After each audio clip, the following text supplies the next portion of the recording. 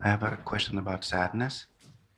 This morning I felt like a vast, open, big sadness. Felt like it was like an ocean on this level and below.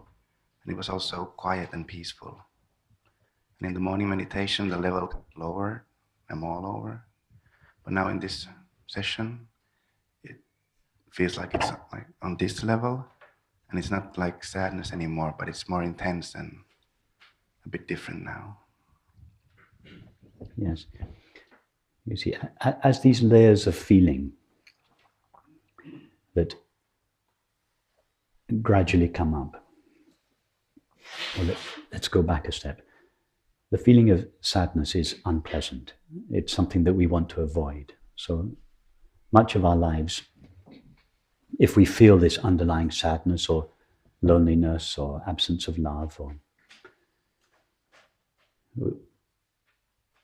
we engage in various activities, whether they're internal activities of thinking or external activities, which are designed precisely to avoid us having to really feel the pain of this sadness or lack. So here, we do the opposite. We take our stand first as this open, empty, allowing space. And that is, it's an invitation for the sadness to be felt, not to be avoided. But a feeling like sadness is never just sadness. Sadness is its top surface, and it's quite easy to name it. That is sadness. But underneath it, there's a well of feelings that are, as we go, as it were, down through that well, the feelings become less and less nameable, until at the bottom of that well is just the raw ego.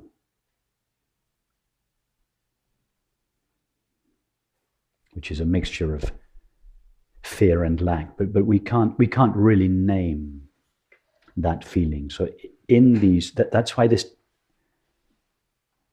meditations, it takes time, and it takes quite some time for this well of feelings to empty themselves, or to bubble up into the light of awareness. And the deeper down the feelings, the less nameable they are. We don't quite know what they are. It's just raw sense of separation. And our true being lies just underneath that.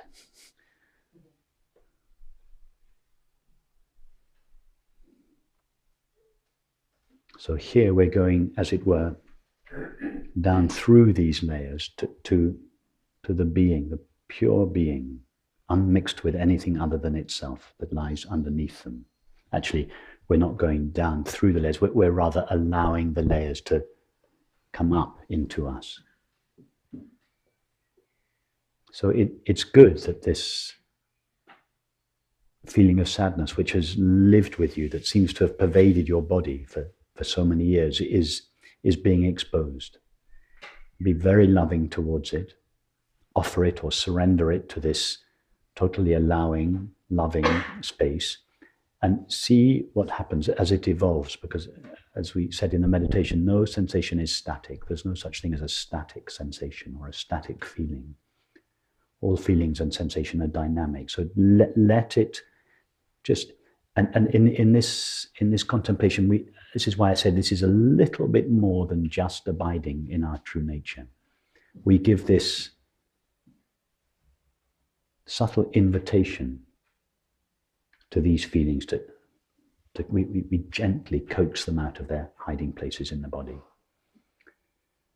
So allow this sadness to bubble up into you. Be very sensitive to the impulses to avoid it. The first way we avoid it is by going into thinking, because thinking takes us into the future or the past, that is away from the now. That is the most innocuous way of avoiding feelings.